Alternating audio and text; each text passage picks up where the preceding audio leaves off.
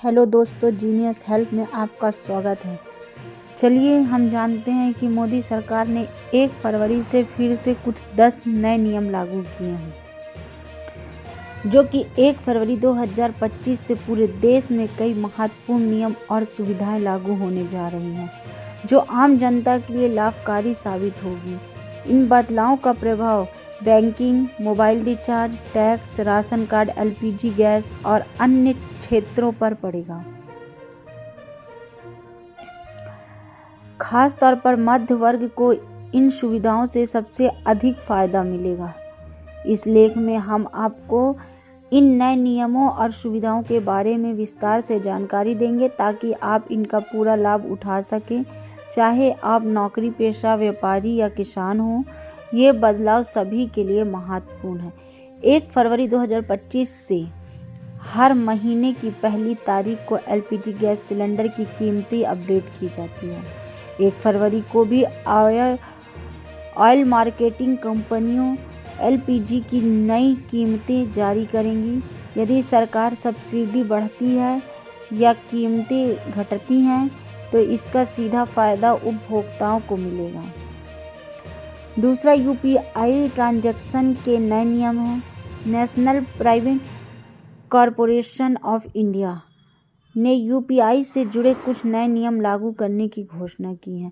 अब विशेष कैरेक्टर्स वाली transaction ID मान्य नहीं होगी, केवल अल्फा न्यूमेरिक कैरेक्टर्स वाली ट्रांजैक्शन आईडी ही मान्य होगी।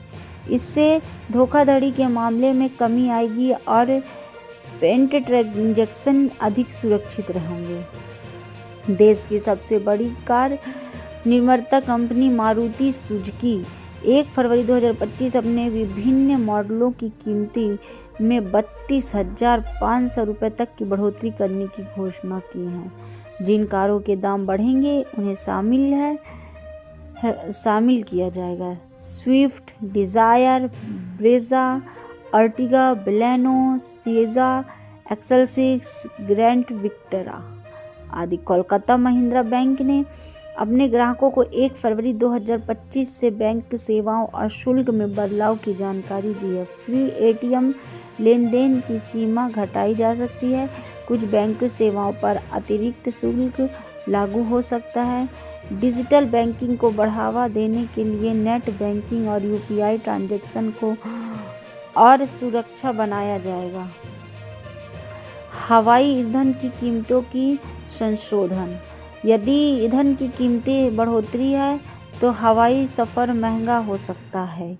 यदि कीमती में कमी आती है तो एयरलाइन टिकट सस्ती हो सकती हैं। बचत खाते पर बड़ी ब्याज दरें।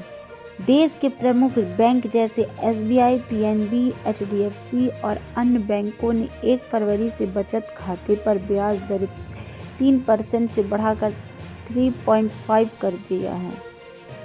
वरिष्ठ नागरिकों को 0.5% अतिरिक्त ब्याज मिलेगा। इस बदलाव से बचत पर ज़्यादा रिटर्न मिलेगा और इन्वेस्टमेंट को बढ़ाया जाएगा।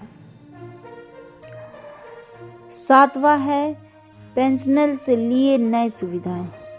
अब देश भर की सभी पेंशन किसी भी बैंक शाखा से अपनी पेंशन निकाल सकेंगे। अतिरिक्त वेरिफिकेशन की ज़रूरत नहीं होगी। बुजुर्ग की लंबी कतारों में खड़े होने की राहत मिलेगी। दूसरे शहरों में यात्रा के दौरान भी पेंशन निकालना आसान हो गया। 8वीं है किसानों को लिए बिना गारंटी लोन की सीमा भी बढ़ेगी। आरबीआई ने किसानों के लिए बड़ा ऐलान किया है। अब किसान 2 से 5 लाख रुपए तक का लोन बिना गारंटी के ले सकेंगे। पहले यह सीमा 1 से 6 लाख की थी। इससे किसानों को अधिक वित्तीय सहायता मिलेगी और खेती के लिए निवेश आसान होगा। 9वां है मोबाइल रिचार्ज होगा अब सस्ता। ये सब आपके काम की चीज़ें हैं। Telecom regulator authority of India ने टेलीकॉम कंपनियों को निर्देश दिया है कि वे केवल कॉलिंग के लिए सस्ते रिचार्ज प्लान लॉन्च करें। जो लोग सिर्फ कॉलिंग का इस्तेमाल करते हैं उन्हें सस्ते प्लान मिलेंगे। डाटा का इस्तेमाल नहीं करने वालों को अनावश्यक शुल्क से राहत मिलेगी। बुजुर्ग और ग्रामीण क्षेत्रों में रहने वालों को सबसे ज़्यादा फायदा होगा। आखिरी और 10वां जो कि है डिजिटल बैंक की सुविधाओं का। अब बैंक सेवाओं को पूरी तरह से डिजिटल बनाने की प्रक्रिया तेजी की जाएगी। मोबाइल और इंटरनेट बैंकिंग के नए अपडेट जारी होंगे। डिजिटल ट्रांजैक्शन पर विशेष छूट और कैशबैक ऑफर मिल सकते हैं। यूपीआई, आईएमपीएस और आरटीजीएस जैसी सेवाओं को और अधिक सुरक्षा बनाया जाएगा। 1 फरवरी 2025 से लागू होने वाली ये बदलाव आम जनता के लिए बड़े फायदे लेकर आएगी। पहली जो है एलपीजी गैस की कीमतों में संभावित राहत। दूसरी है यूपीआई ट्रांजैक्शन होंगी अधिक सुरक्षा। तीसरी है मारुति कार की कीमतें भी बढ़ेंगी।